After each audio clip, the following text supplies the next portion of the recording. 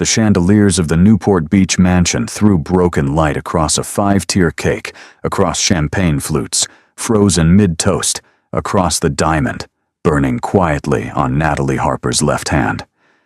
Then Ryan Caldwell lifted the microphone, and his voice fell over the room like cold water. "There's been a small change tonight. The woman I'm going to marry is Amber." Her own sister drifted out of the crowd in a gold silk dress, threaded her arm through his with the ease of a woman, claiming what she had always intended to take. Phones rose. Laughter splintered the air. Carol leaned in close, her whisper sharp as glass. "Don't make a scene in front of everyone." Natalie didn't cry. She walked out into the dark garden alone, and somewhere beyond the laughter, beyond the cameras, a stranger in a worn flannel shirt was already waiting. 6 weeks before the chandeliers shattered her life, Natalie Harper still believed she was going to be a wife. At 29, she was a mid-level accountant at a Newport Beach commercial real estate firm, the kind of woman who balanced spreadsheets and grief with the same quiet efficiency. 9 years earlier, her father had died of a heart condition the family hadn't been able to afford to treat in time. From the night of his funeral on, she had become the steady column holding her mother and younger sister upright, a check, mailed home on the 1st of every month, college tuition covered, late phone calls answered without complaint. She did not consider herself complicated. She wanted to be honest. She wanted to be steady. She wanted more than anything to be seen for what she was actually worth. Her mother, Carol, widowed and frugal, measured love in practical terms. A good marriage in Carol's vocabulary was the door out of every worry that had ever kept her awake at night. Amber, 3 years younger, and built for attention, had grown up in the long shadow of her older sister, and refused on principle to admit it. To strangers, she was sunshine. At home, her eyes counted what belonged to Natalie. Ryan Caldwell had walked into Natalie's life through a quarterly audit. He was 34, the youngest chief executive in his family's commercial real estate group, with tailored suits and a Range Rover, and a way of speaking that made other men listen. He pursued her patiently. He proposed in a quiet restaurant overlooking the harbor and told her, "I want to build a life with you if you'll let me." She had believed him because believing him was easier than the alternative. In the weeks before the engagement party, the easier story began to crack. Ryan grew harder to reach, blaming a development in San Diego. Amber, by contrast, was suddenly everywhere, insisting on coming along to dress fittings, posting cryptic captions, like "a special night is coming," ending phone calls too quickly the moment Natalie walked into her room. One evening, Natalie caught the tail end of one of those calls. "You worry too much," Amber laughed when she pressed. "Relax. You're about to marry rich." Natalie wanted to believe her, so she did. The night of the party, the Newport Beach mansion glowed like a postcard from a life she didn't quite recognize as hers. She wore an emerald gown, soft curls pinned at the nape of her neck, a careful smile she had practiced in the bathroom mirror twice. The chandeliers turned everyone gold. Champagne moved from tray to hand to lip in an unbroken current.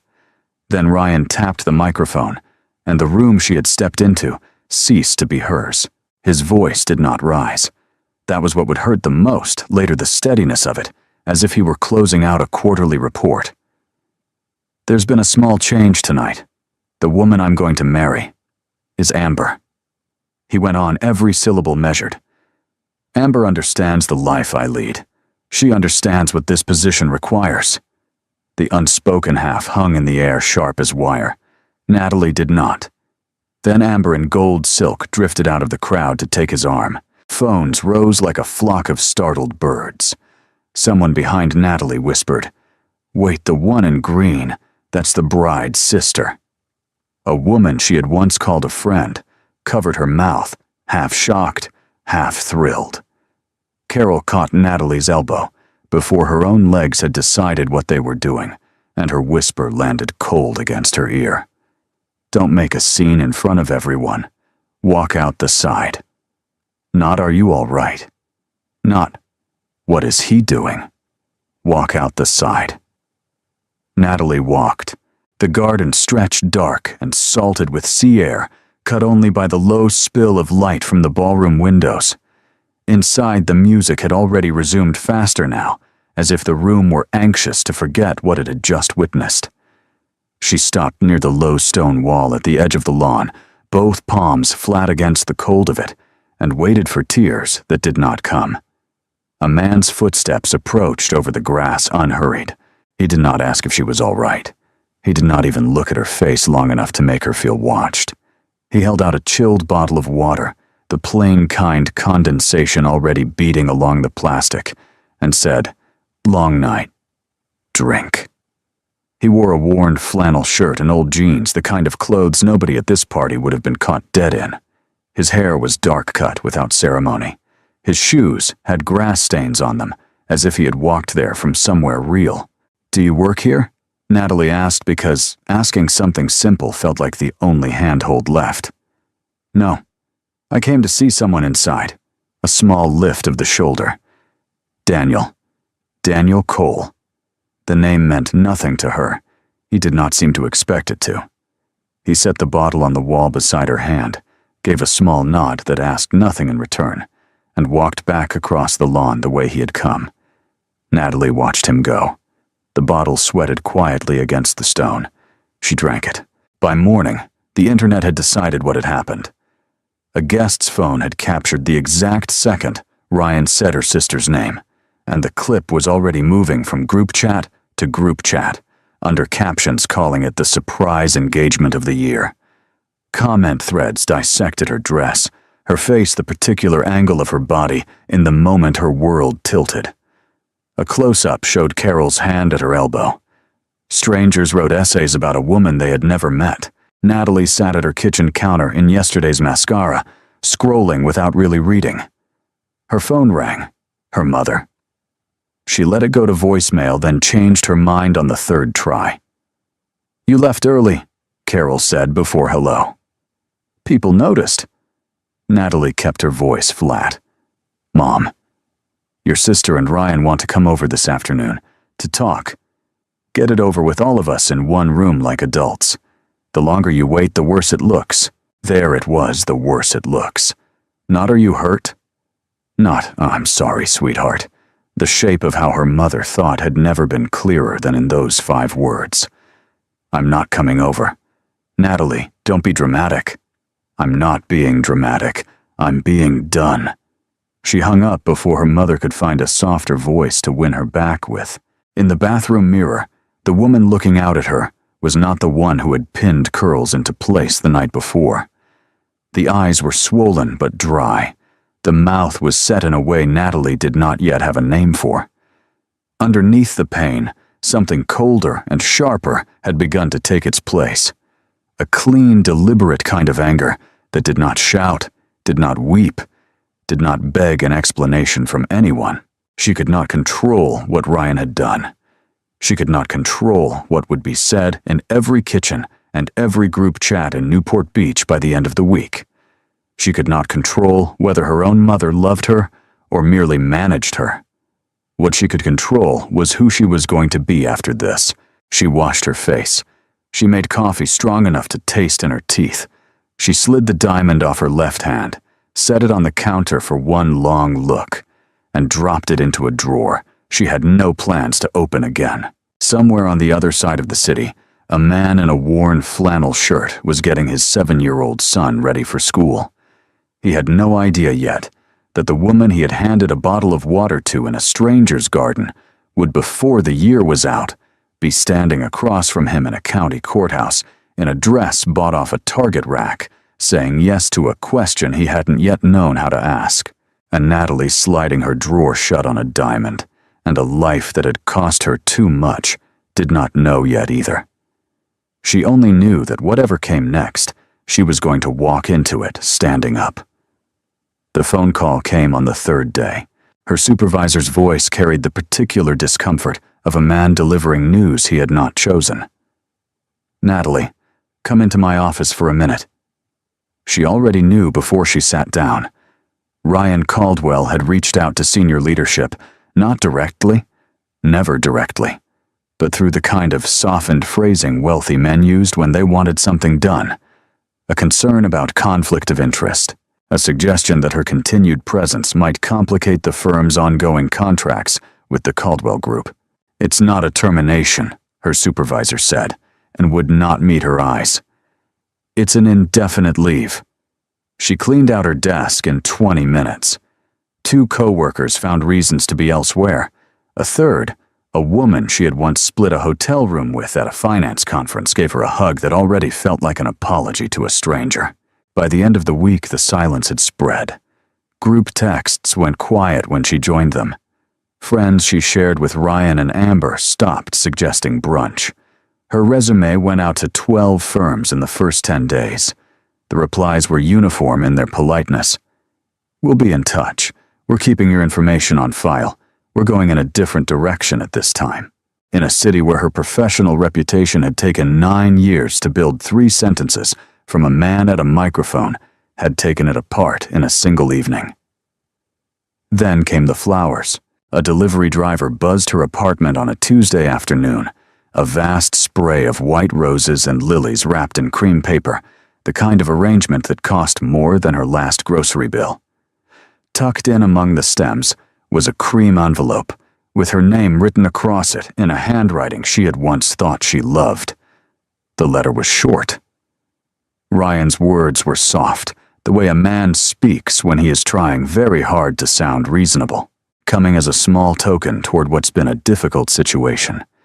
Sometimes life pushes us in different directions. "I still care about your future, Natalie. I would hate to see a smart woman struggle, when a fresh start in another city could put all of this behind you." Folded behind the letter was a check made out to her in the amount of $50,000. A second sheet of paper, more lawyerly than the first, suggested that her acceptance would come paired with a simple agreement, discretion, regarding the personal matters between them, in exchange for which Ryan would be glad to make introductions in San Francisco or Seattle. She read it twice. She read it a third time because the first 2 had not been enough to convince her the words on the page were real. Then she tore the check straight down the middle. She tore it again and again until the pieces were small enough to drop back into the envelope. She slid the letter in on top of the shredded paper, sealed the envelope, and wrote across the front in steady block letters, "Return to sender." She walked it down to the mailbox on the corner that same evening in jeans and an old cardigan, and dropped it through the slot without ceremony. That night, in the long quiet of her apartment, she finally understood the shape of what Ryan wanted. He did not want peace. He did not want her closure or her well-being or her eventual forgiveness. He wanted her gone out of Newport Beach, out of his social map, out of the rooms, where her existence might remind anyone of how he had behaved.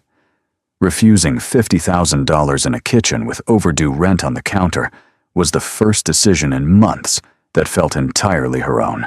2 Saturdays later, she was sitting in a small neighborhood coffee shop she had walked past for years, without entering a folder of fresh resumes open in front of her, when a familiar voice said her name. Natalie Harper. The man from the garden stood at the counter with 2 paper cups in one hand and a small boy tugging at the other. He wore a different flannel green this time, equally worn, and the same kind of plain jeans, the same air of having walked there from somewhere real. "Daniel," she said. The name came back to her without effort. "You came to see someone that night." "I did." A small, dry smile. "This is my son, Mason." The boy was maybe 7 with serious dark eyes and a chipped front tooth. He looked at Natalie with the unedited frankness of children. "Are you sad?" Mason asked. "You look kind of sad." A laugh broke out of her before she could stop it, startled, almost shy. It was the first time she had laughed in nearly a month. Daniel slid into the seat across from her, without being invited, set the second coffee on her side of the table, and said, "We do Saturdays here." He did not ask about the engagement party. He did not ask why she was alone in a coffee shop with a folder of resumes on a Saturday morning. He talked about the weather, about Mason's reading project, about how the man behind the counter always cut the cinnamon rolls a little crooked. She found slowly that she could breathe. In the weeks that followed, the Saturdays stacked up on each other quietly. Daniel said he did consulting small projects, freelance nothing that needed an office. He had been raising Mason alone for the last 4 years, since his wife had died in a car accident on Pacific Coast Highway. He drove an old blue Ford pickup that he parked at the edge of the lot and never bothered to lock. He listened more than he spoke. When he did speak, the words cost him something never wasted, never decorative. Mason, on the other hand, talked to Natalie like she had always been there. He showed her his loose teeth. He asked for her phone number on the 3rd Saturday, so he could call her if anything important happened, and she gave it to him without thinking. The first call came on a Wednesday night just before 10. The number was unfamiliar. The voice on the other end was Daniel's, but stripped down, quieter than usual, edged with something she had never heard in him before. Mason's fever spiked. "Hogue emergency room. He's asking for you." She did not ask why. She did not ask whether she was the right person for him to be calling. She grabbed a sweater and her keys and was in a rideshare within 4 minutes. At the hospital, she found them in a curtained bay near the back. Daniel sat on a low stool beside the bed, a paperback open on his knee, his thumb still holding his place. Mason was small under the white sheet. Hair, damp cheeks flushed too red. When he turned his head and saw her in the doorway, his hand lifted weakly off the blanket, and his voice was a thread. "You came. I knew you would." She did not stay because anyone asked her to. She stayed because the idea of leaving did not occur to her. Somewhere around 2 in the morning, the fever broke. Daniel finally let his shoulders drop against the wall behind him, eyes closed, the paperback face down across his thigh. Mason slept with one small hand wrapped around 2 of Natalie's fingers. In the gray light of the parking lot the next morning, Daniel walked her to her car. He stopped before she opened the door, looked at her with something tired and unguarded in his face, and said, "Thank you." 4 years. That's the first time I haven't done one of those nights alone. She did not have a clean answer for him. She nodded, got in the car, and drove home with her hands shaking on the wheel, not from fear, but from the recognition of something she had not been looking for. 2 weeks later, the 12th rejection email arrived. She read it standing at her kitchen counter in the same spot where she had once dropped a diamond into a drawer. "We regret that we are unable to move forward at this time." The same gentle phrasing, the same closed door. She closed the laptop and opened her phone instead, and the algorithm, kind as a knife, served her a photograph of Amber at a bridal salon in Costa Mesa, half turned in front of a 3-way mirror, smiling at the camera in the very dress Natalie had once put a deposit down on and walked away from. She did not cry then. She got dressed. She drove to the coffee shop. She had not called Daniel. He arrived anyway 20 minutes after she sat down at the corner table by the window. She did not ask how he had known. He set a cup of black coffee in front of her, slid into the seat across from her, and said nothing. The tears came after the 3rd sip, quiet at first, and then less so. Daniel pushed a folded napkin across the table toward her hand. He did not reach for her. He did not tell her it would be all right. What he said low enough that no one else in the small room could hear was, "You don't have to be strong with me." She cried for 10 minutes. He sat through every one of them without flinching, without filling the silence with anything she would later have to forgive him for. When she could speak again, her voice was hoarse and steadier than she expected. "I don't know what I'm doing, Daniel." "You're doing the next thing," he said. "That's all anyone gets to do." The phone call from her mother came a week after that. Carol's voice was wound tight. "The Caldwells are planning a winter wedding. The local paper ran a piece. People are looking at this family differently, Natalie. You need to do something." She did not have to ask what something meant. In her mother's vocabulary, it meant find another man fast and make sure everyone sees him. It meant prove you weren't the loss in this story. She told Daniel about the call the next Saturday at their corner table. He listened the way he listened to everything, with the whole of his attention, no part of him already drafting his answer. When she finished, he set his cup down carefully and asked her something she had not been ready for. What do you want, Natalie, for your life? Forget your mother. Forget the Caldwells. What do you want? She thought for a long time before she answered. I want peace. I want to be respected. I want to be looked at like an equal, not like an accessory, not like a name on someone's business card. He took that in. Outside the window, a young father with a stroller passed by on the sidewalk. A bus hissed at the corner. Then Daniel said very quietly, "Marry me." Natalie almost laughed. She almost asked him if he had lost his mind. What stopped her was his face, the absence of any grin, any uncertainty, anything that looked like a joke being walked back. "I'm not saying it out of pity," he said. "I'm not saying it to prove anything to anyone. I'm saying it because in 3 months, I haven't seen anyone who deserves to be treated better than you. And because Mason needs someone like you in his life. So do I."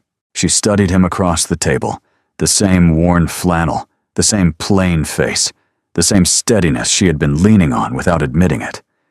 Then she asked the only honest question she had left. "Who are you really, Daniel?" He held her gaze. "I'll tell you. After you answer me." There was no manipulation in it, no flicker of pride, only the same quiet that had handed her a bottle of water in a stranger's garden on the worst night of her life. She said yes. The Orange County courthouse 2 weeks later had the smell of old paper and floor wax. She wore a simple white dress she had bought off a clearance rack at a Target in Costa Mesa and a pair of low heels she already owned. Daniel wore a navy button-down shirt without a tie. Mason stood between them in the only suit he owned, a small one from a cousin's christening, holding a bouquet of wildflowers he had picked that morning from the park behind the apartments. Their witnesses were Daniel's elderly next-door neighbor, the courthouse clerk, and a woman from the records office who had clearly seen many such ceremonies and still smiled at this one. The whole thing took 12 minutes. When the officiant told Daniel he could kiss his bride, he did so once lightly, like a man making a promise rather than a performance. On the courthouse steps, Mason looked up at her hair sticking up in the back, where his father had missed a comb stroke, and asked, "Are you my mom now?" Nobody had a clean answer for him. Nobody wanted to say no. The world that did not know her saw a different story. Natalie Harper, the woman who had been left at the microphone, had married some quiet single father with no name, no money, no following. A man with an old truck and a child and a flannel shirt. The internet, when it noticed it all, called it a downgrade. Carol called once and could not bring herself to congratulate her own daughter. Amber said nothing. 2 months into the marriage, Natalie took a position at a small logistics firm just inside the Irvine line. The owner was a tired, decent man whose finances had been a tangle for years. She rebuilt his accounting from the ground up, flagged a billing leak that had been bleeding the company for 8 quarters, redesigned the cash flow model, and saved the firm more in 6 weeks than her annual salary. Then the letter came. It arrived by certified courier on a Thursday. The letterhead belonged to one of the most expensive intellectual property firms in Southern California. The complaint, dressed up in careful language, claimed that Natalie was using a proprietary financial model developed during her employment at her previous firm, a firm under contract with the Caldwell Group. Response required within 10 days. Failure to respond would result in formal litigation against both her and her new employer. Her boss at the logistics firm went ashen when she set the letter on his desk. She read the complaint 3 times in her car before she drove home. The legal grounds were thin. Anyone who had actually built a financial model from scratch could see the differences in methodology, but thin was not the same as harmless. A lawsuit, even a frivolous one, would gut a small company in attorney's fees within months. The owner would settle. He would have no choice, and the settlement would carry her name on it into every search result, into every future job interview. She brought the letter home and laid it on the kitchen table. Daniel read it once slowly, the way he read everything. He did not look surprised. He did not look afraid. When he finished, he set the pages down and said, "This complaint is weak." "What do you know about intellectual property law?" The question came out sharper than she meant it. He looked up at her with an expression she could not entirely place. "Enough to know about this." He spent the next 2 days at the kitchen table with his laptop and a yellow legal pad, working with a focus that did not match anything she had ever seen him do for consulting on small projects. He pulled archived emails from her old firm emails she didn't remember saving some of them from before she had ever heard of the Caldwell Group, and built a timeline so clean it read like a finished argument. He documented Ryan's pattern, the firing, the social isolation, the $50,000 check returned to sender, and now this, and arranged it the way a prosecutor arranges evidence. On the night before the deadline, he sealed the response in a plain manila envelope and wrote a single name on the front, the addressee at the law firm. He set the envelope by the door for the courier in the morning. "Trust me," he said. He kissed the top of her head and went down the hall to check on Mason. Natalie stood alone in the kitchen long after the apartment had gone still. She thought about the phone call last week that he had taken on the balcony voice, dropping into a register she did not recognize. She thought about the slim financial folder she had glimpsed in his desk drawer, the one whose company name she had not heard before and had not asked about. She thought about the way he read legal documents, not like a man learning, but like a man remembering. She thought about Mason saying once between bites of cereal Daddy used to have lots of offices. The man who had just sealed an envelope at her kitchen table either knew exactly what he was doing or was about to ruin both of their lives by pretending to. Outside, somewhere past the 10-day clock that had already started ticking, Ryan Caldwell had a team of lawyers, a building full of staff, and a great deal of money. Daniel had a yellow legal pad and an old Ford in the parking lot. For the first time since the night in the garden, Natalie was not sure which one of them she had bet her life on. The lawyer who opened the envelope on the morning of the 10th day was the most expensive litigator on the Caldwell Group payroll, and he had opened thousands of envelopes in his career. He read this one twice before he stood up. He read it a third time on the elevator ride to Ryan Caldwell's office. The response itself was clean, a clinical dismantling of the complaint supported by a timeline of original work product so well archived that contesting it in court would cost a fortune and almost certainly lose. That was not what made the lawyer's hands cold. What made his hands cold was the signature block on the final page. Daniel Cole, Executive Chairman, Cole Capital Group. Ryan was on a call when his lawyer walked in without knocking. He read the signature line, and then he read it again, and then he sat very still in his ergonomic chair, while a sound left his throat that was almost a laugh. Cole Capital Group was not a name that needed introduction in any boardroom on the West Coast. The firm controlled a commercial real estate portfolio that stretched from Boston to San Diego office towers, logistics campuses, mixed-use developments. Among the buildings on its books was the 17-story tower in Irvine that housed the entire Caldwell Group corporate operation on a lease that came up for renewal in 14 months. If Daniel Cole chose not to renew, Ryan would have 60 days to relocate every desk, every server, every employee to a new building in a market where Cole Capital owned roughly a third of the comparable inventory. The board met that afternoon. The instruction to outside counsel went out before the close of business. The intellectual property complaint was withdrawn, not negotiated, not narrowed, withdrawn. And a written apology was attached on Caldwell letterhead, signed by Ryan himself. Natalie's phone rang while she was at her desk at the logistics firm. It was the owner. His voice cracked with relief.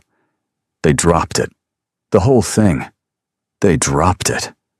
He kept saying it 2 different ways, as if he didn't trust the silence on her end of the line. She thanked him quietly. She stood up. She walked out to her car in the parking lot, and only when she was sitting behind the wheel with the door closed did she dial the number she had memorized 2 months earlier, without meaning to. Daniel picked up on the second ring. His voice was tired and even. "Come to the park," he said. The one Mason likes. I'm here with him." She drove there in the kind of silence that has no music in it. He was sitting on the bench beneath the big coastal oak at the far end of the playground, the one Mason had claimed as his own months ago. Mason was a small, bright shape in the distance, climbing the rope ladder of the play structure lost in his own world. Daniel had a paper coffee cup in one hand. He did not get up when Natalie crossed the grass toward him. He waited. She did not sit. "Tell me," she said. He did. The shape of it came out plainly with no decoration. He had inherited Cole Capital Group from his father at 28. The night his wife was killed by a drunk driver on Pacific Coast Highway, he stood in a hospital corridor at 3 in the morning and realized he could no longer remember the last real conversation they had had, only the last calendar invitation, the last donor dinner, the last quarterly. He had tried after that to keep going. He had run the company for another 2.5 years, raising Mason between board meetings and press calls, telling himself the work would carry him through the grief. What he noticed eventually was that Mason had begun to look at him the way employees did politely from a distance. 18 months ago, he had finally broken. He named a chairman of the board he trusted kept his title and a controlling stake, and walked out of the office. For the 18 months that followed, he had been raising Mason in a rented apartment in a working neighborhood of Newport Beach, in old jeans and old trucks, in the company of people who had no idea who his family was.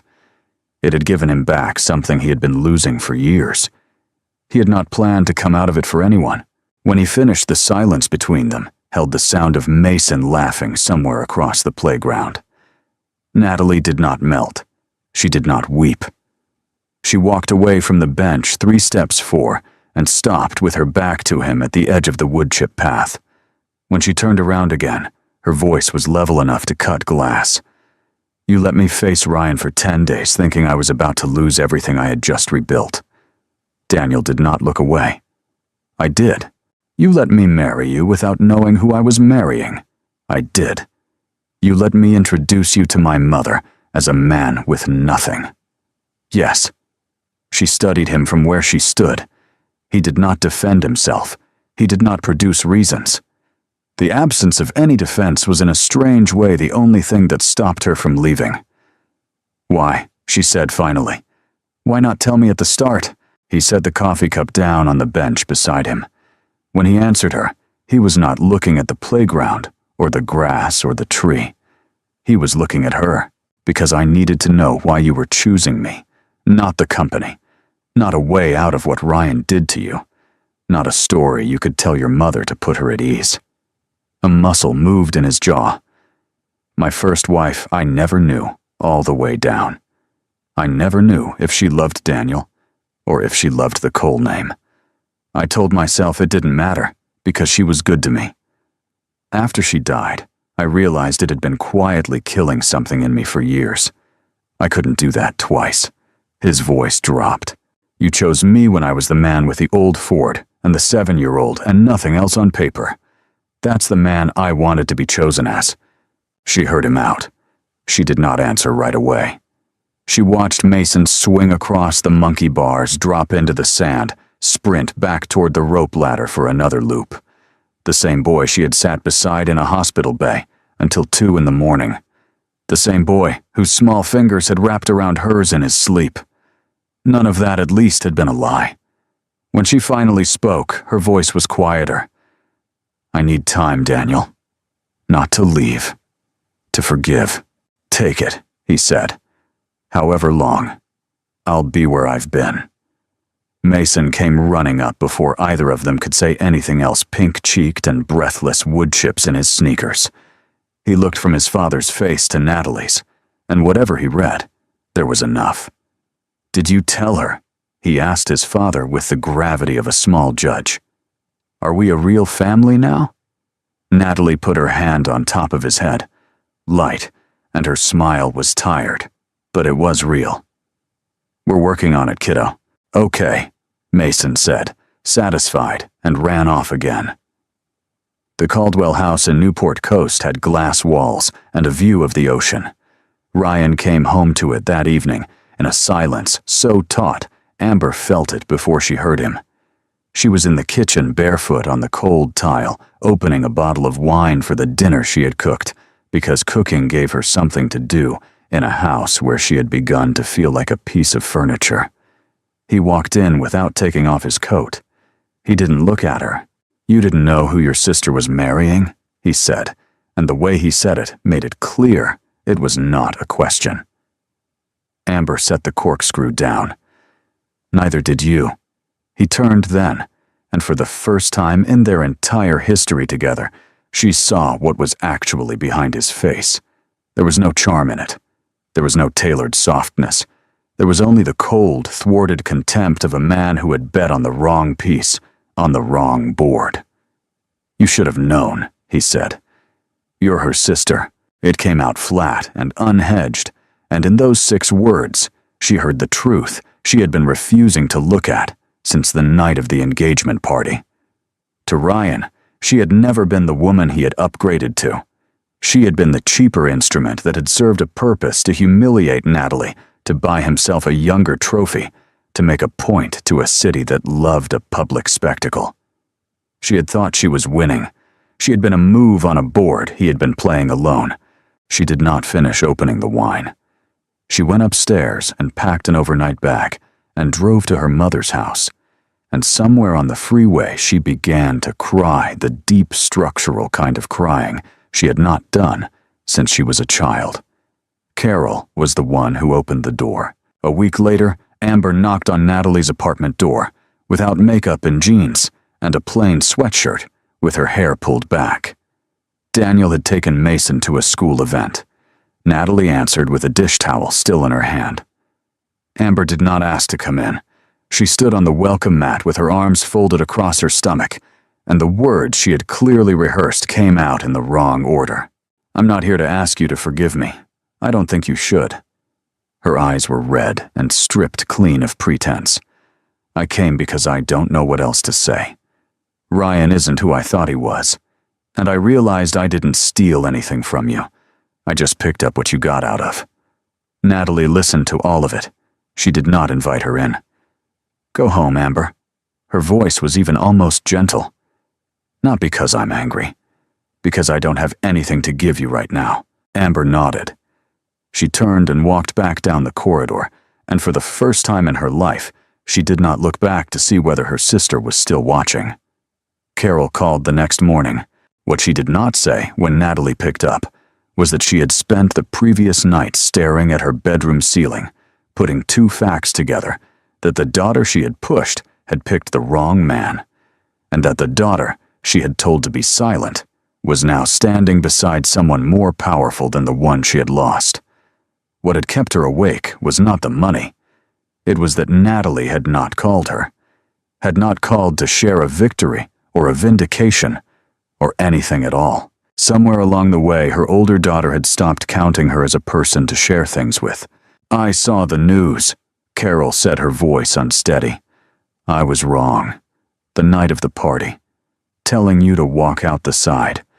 I told you to choose how it looked, and you chose who you were. I'm sorry, sweetheart. I'm so sorry." Natalie heard her out. She closed her eyes against the sting at the bridge of her nose. "Okay, Mom," she said. "Not I forgive you not. It's all right because neither of those was yet true. Just okay." That was the door she could open today. The rest was a thing they would walk toward slowly over the years that were left to them. The annual charity gala in Beverly Hills came 8 weeks later. She wore a midnight blue gown without sequins or flourish her hair loose. Daniel wore a charcoal suit and no tie, the way he always wore one when he had to wear one at all. They walked into the room together, and the room recognized them in stages. First, the murmur, then the shift of bodies, then the discreet realignment of who was speaking to whom and where. Ryan was there with Amber on the far side of the ballroom. They were not holding hands. They were not really standing together at all. He approached eventually because not approaching would have been louder. He shook Daniel's hand with the smoothness of a man who had decided in advance how this would go, and said something about hoping there was no lingering awkwardness between any of them. Natalie looked at him for one long second before she answered. "What happened explained itself," she said. "I don't think we need to revisit it." Daniel's smile was small and unhostile. He shook Ryan's hand once more easily and said, "Wishing you wisdom in the next chapter." The room, listening sideways the way rooms always do, understood what that meant. The logistics firm where Natalie still worked grew quickly that year. Some of the new business came because clients had figured out that the woman cleaning up their books was married to a man whose buildings they wanted leases in. Most of it came because the system she had built actually worked. She ran the place with the same flat steadiness she had carried out of the worst night of her life, early and let out. No theatrics, no apologies. Cole Capital Group continued to expand. Daniel went back to his office in downtown Los Angeles 3 days a week, and on the other days, he worked from a small room at the back of a quieter house they had moved into together in an old neighborhood, where the sidewalks buckled around tree roots and the neighbors knew everyone's first name. Saturdays, though, did not change. He still drove the old blue Ford. He still took Mason and Natalie to the same neighborhood coffee shop where the owner kept the corner table by the window for them and never once asked what either of them did for a living. The cinnamon rolls were still cut a little crooked. One afternoon, sitting across from her in that booth, Mason looked up from his hot chocolate and asked the question he had clearly been turning over for a while. "If you'd known Dad was rich back then, would you still have married him?" Natalie thought about it for a long moment. She did not give him a polished answer. He deserved a real one. "I don't know, Mason," she said finally, "but I'm glad I didn't know." He nodded, slow and serious the way he did when something made sense at a level he could feel before he could explain it. He went back to his hot chocolate. Outside the window, a man in a wrinkled jacket was unlocking a bicycle from a rack. A woman with a stroller waited for the light. A teenage girl laughed into her phone. Ordinary people beginning ordinary days. Natalie watched them for a while. She thought about a garden in Newport Beach, a cold bottle of water against stone, a diamond dropped into a drawer she had never opened again. She thought about how the worst night of her life had walked her by a route she could not have planned into the best one. The lesson was simple in the end, and it had been waiting for her the whole time. Real strength was not the man you married. Real strength was who you stayed when there was nothing left to lose.